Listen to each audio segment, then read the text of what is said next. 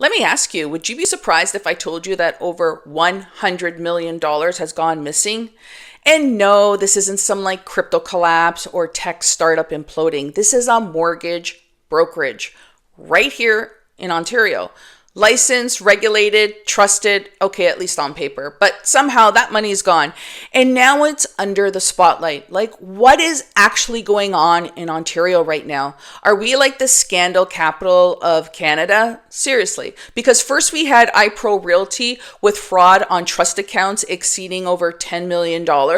Then Fortress Real Developments, that $125 million Ponzi scheme targeting investors across Canada. And now a mortgage company with over $100 million in investor funds completely unraveling. Like, it's actually insane. It's like we're watching the financial system eat itself from the inside out. And it's happening at this level with licenses, oversight, legal paperwork. What does that say about everything else?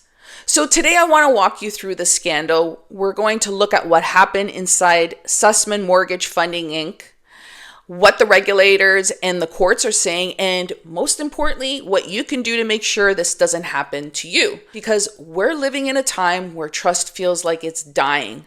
Like, what the hell is happening? It's like hell broke loose after 2020, and I don't say that lightly.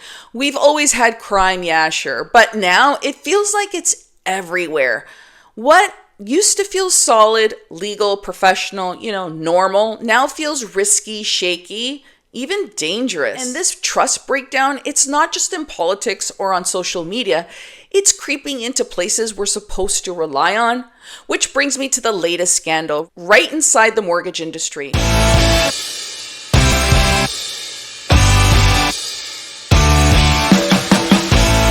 Hey there, I'm Claudia Ragona, one of the Ragona sisters, and today we're diving into a case that's not only messy, but absolutely shocking.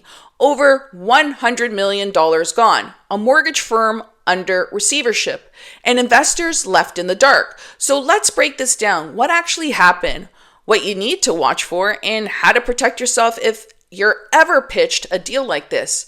Like, we've seen brokerages get shut down for like fake documents, fake clients, fake income. All of this is helping inflate prices and push everyday Canadians into financial chaos.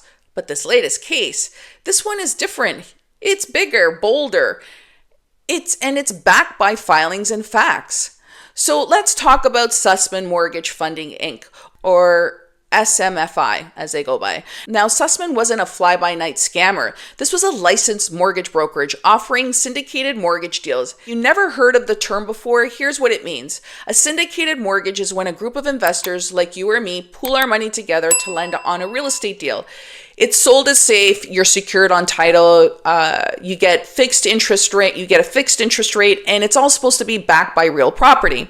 Theoretically, it sounds great. You earn returns, there's paperwork, it's regulated, but in this case, the theory and the reality were very, very far apart.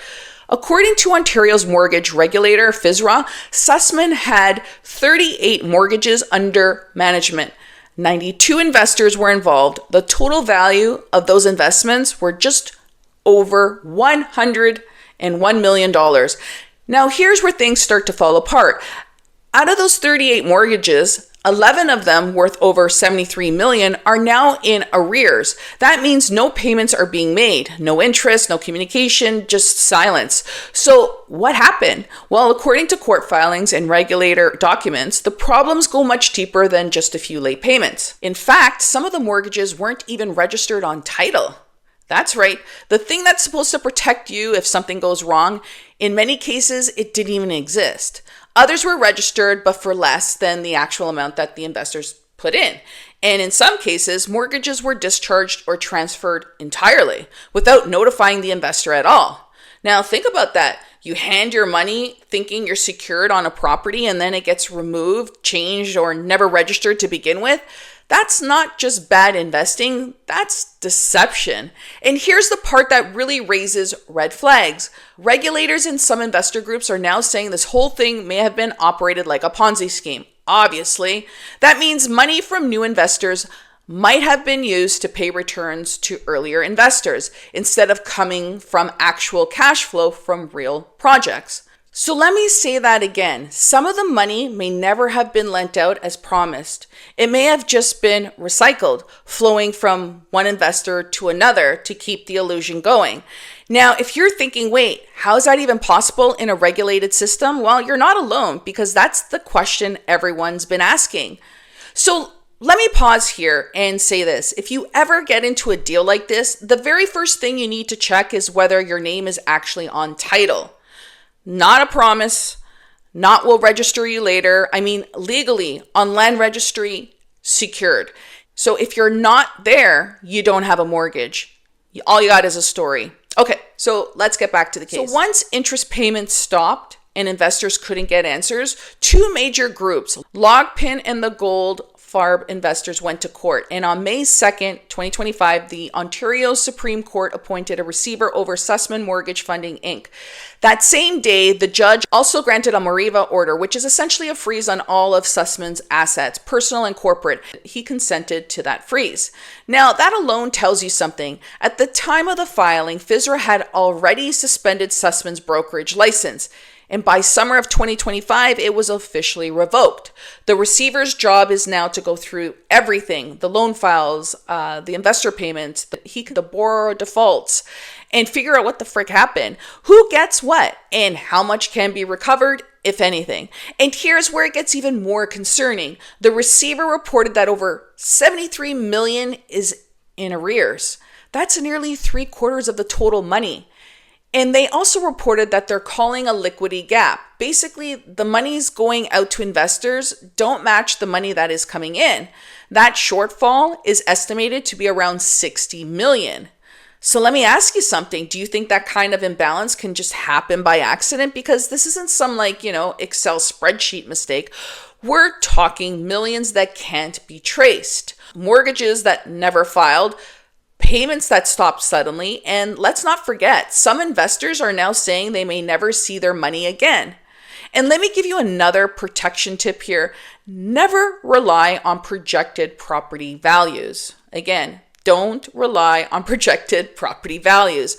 Don't invest in what something might be worth in 5 years. Ask for a current appraisal from a third party. If the property is worth $900,000 and they're borrowing $2 million against it, you've pretty much lost. And another red flag, in-house counsel. Never, and I mean never, rely on a broker's lawyer to explain your rights. You need your own legal review. Someone working for you, not the people selling you the deal. And what's even more frustrating about this whole case is it wasn't sold as risky. It was sold as conservative, safe, something your accountant or your lawyer might even recommend. And I get why people bought in. It sounded like a win. Canadian real estate, great returns, mortgages backed by property. But this case shows exactly how things can go wrong, even when the structure looks solid. So let's recap what we know. The case of Sussman Mortgage Funding, Inc. involves over $100 million in syndicated mortgage deals. At least $73 million of it is in default. Many of the mortgages were improperly registered or not registered at all. Some were moved without notice, and investors may have been paid using new money and not from the profits. A court-appointed receiver is now digging through the wreckage. And while this is happening, the rest of us should be learning from this.